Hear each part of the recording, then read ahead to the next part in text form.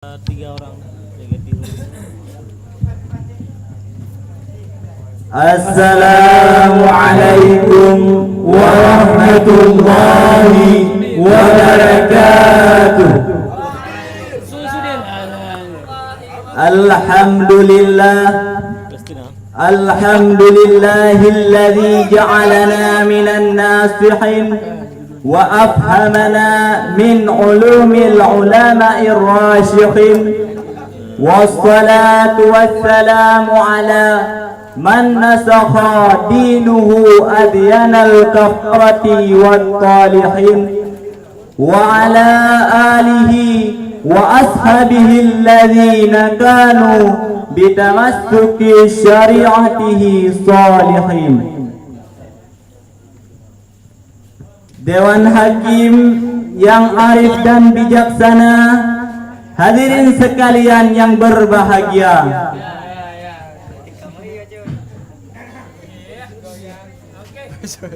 Seiring bergantinya tahun, kita semua patutlah mengucapkan puji dan syukur kehadirat Allah Subhanahu wa taala. Karena atas limpahan rahmat dan hidayahnya, kita semua masih diperkenankan olehnya untuk hidup di awal tahun baru ini dengan menikmati segala fasilitas yang telah disediakannya. Hadirin sekalian yang berbahagia,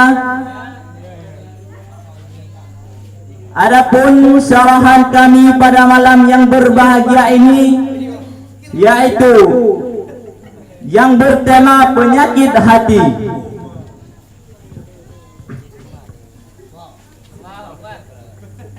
Pada kesempatan yang sangat berbahagia ini, saya ingin menguraikan beberapa macam daripada penyakit hati.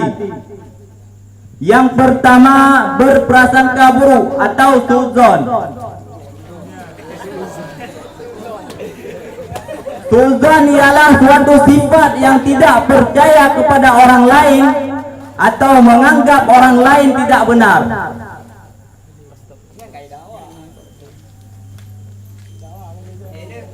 Akibat yang ditimbulkan dari penyakit hati ini ialah terjadi yang namanya kerusuhan dan fitnah.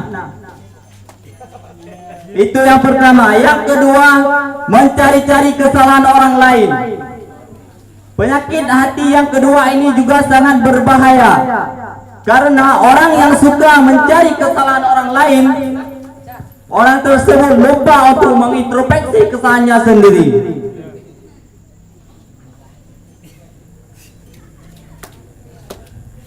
Sebagaimana pepatah mengatakan, gajah di pelupuk mata tidak tampak, akan tetapi sumur di seberang lautan jelas kelihatannya. Itu maknanya apa? Kesalahan atau keburukan yang pernah dia kerjakan tidak pernah disadari, akan tetapi selalu menilai orang lain. Hadirin sekalian yang berbahagia, penyakit hati yang ketiga, bergunjing.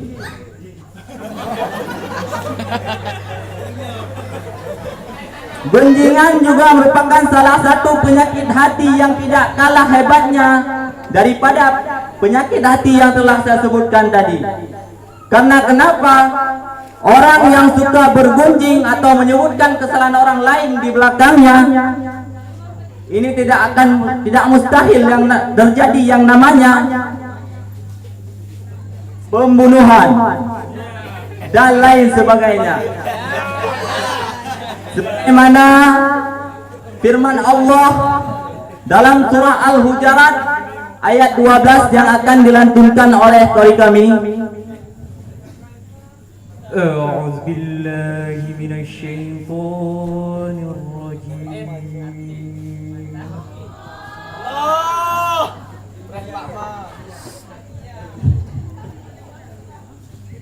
Bismillahirrahmanirrahim.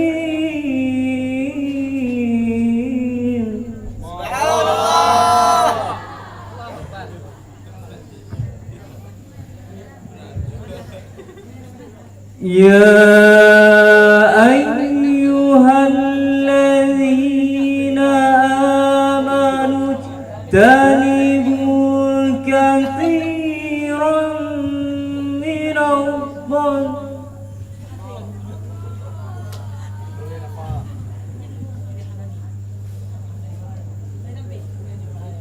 كثيرا من الظن إن بعض الظن إثم ولا تجسسوا الله أكبر.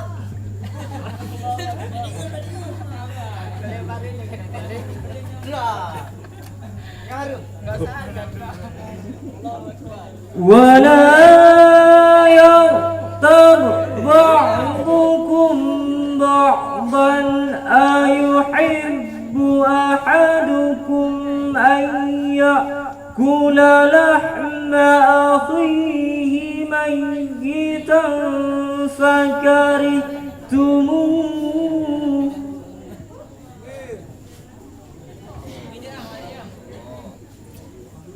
واتقوا الله إن الله تواب رحيم. Aku berlindung kepada Allah dari godaan syaitan yang terkutuk.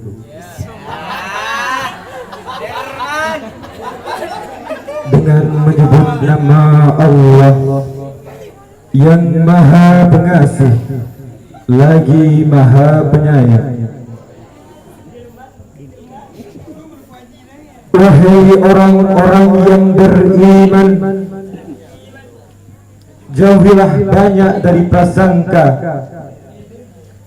karena sebagian prasangka itu dosa. Dan janganlah kamu mencari-cari kesalahan orang lain, dan janganlah ada di antara kamu yang memunjing sebagian yang lain.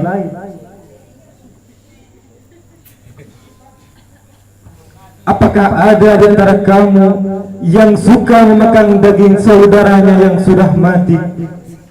Tentu kamu merasa jijik. Dan bertakwalah kepada Allah. Sesungguhnya Allah Maha penerima taubat lagi Maha Penyayang.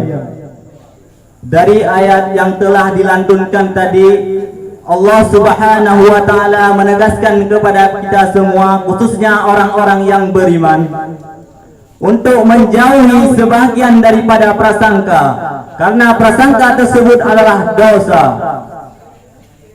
Dan Allah Subhanahu wa taala melarang kita untuk mencari-cari kesalahan orang lain, karena hal tersebut juga tidak baik. Dan Allah Subhanahu wa taala juga melarang kita untuk bergunjing satu sama lain, karena hal yang demikian diibaratkan bagaikan memakan daging saudara kita yang telah mati. Begitu jijiklah manusia. Hadirin sekalian yang berbahagia, penyakit hati yang selanjutnya ialah iri dan dengki. Iri adalah suatu sifat yang tidak suka melihat keberhasilan orang lain dan gembira melihat orang lain gagal. Sedangkan dengki jelmaan daripada iri. Setelah tidak suka melihat kegembiraan atau keberhasilan yang dicapai oleh orang lain, diusahakannya dengan segala usaha untuk menghancurkan orang tersebut. Penyakit hati yang selanjutnya yaitu pemarah. Pemarah merupakan salah satu penyakit hati yang harus kita waspadai, sebagaimana Rasulullah SAW memperingatkan dalam sabdanya, linnari babun la yadkhulu illa man safa ghaidu illa man safa ghaiduhu bisaqatillah. yang artinya di neraka ada pintu yang tidak dimasuki kecuali bagi orang-orang yang leluasa memuaskan marahnya pada suatu hal yang memurkakan Allah. Ini juga sangat-sangat berbahaya. Penyakit hati yang terakhir ialah ria. Ria merupakan salah satu penyakit hati yang suka memaparkan hartanya kepada orang lain yang niatnya bukan karena Allah atau beribadah selain karena Allah. Bersedekah kalau dilihat oleh orang, ibadat, sholat untuk seseorang, dan lain sebagainya.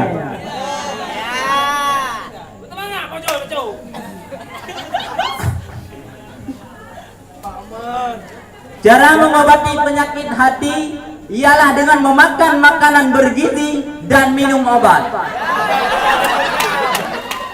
Gejala penyakit hati adalah ketika seseorang menghindari makanan-makanan yang bermanfaat bagi hatinya dan menggantikannya dengan makanan-makanan yang tidak sehat bagi hatinya.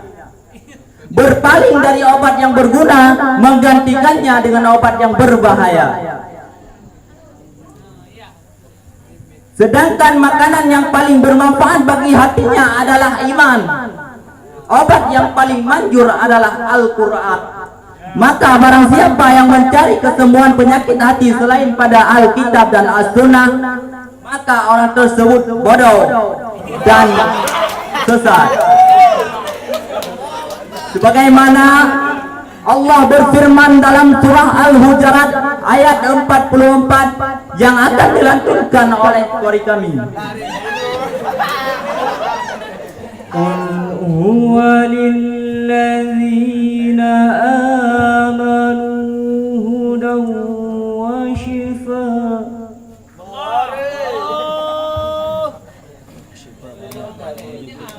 Walladzina la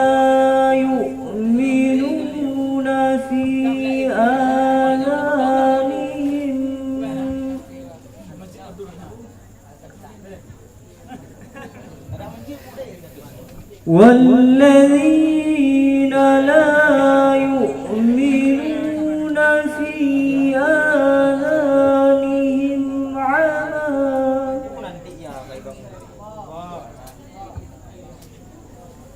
أولئك ينادون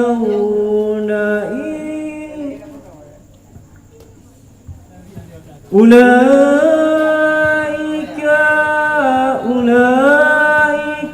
ينادون من مكان بعيد. صدق الله العظيم. Katakanlah, Al-Quran adalah petunjuk dan penawar bagi orang-orang mukmin.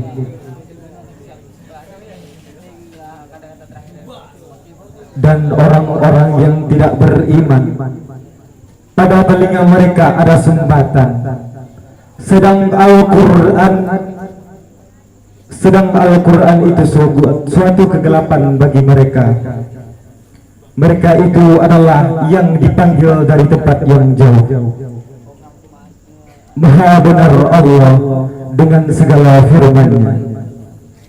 Hadirin kaum muslimin wal muslimat rahimakumullah. Jadi yang dapat kita ambil kesimpulan pada malam yang berbahagia ini, penyakit hati merupakan penyakit yang sangat berbahaya dan harus dijauhi serta dilindungi dan diwaspadai. Karena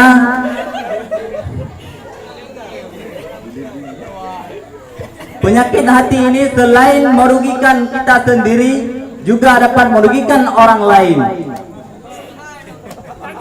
Demikianlah yang dapat kami sampaikan.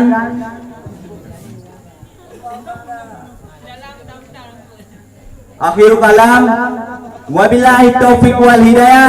Assalamualaikum warahmatullahi wabarakatuh.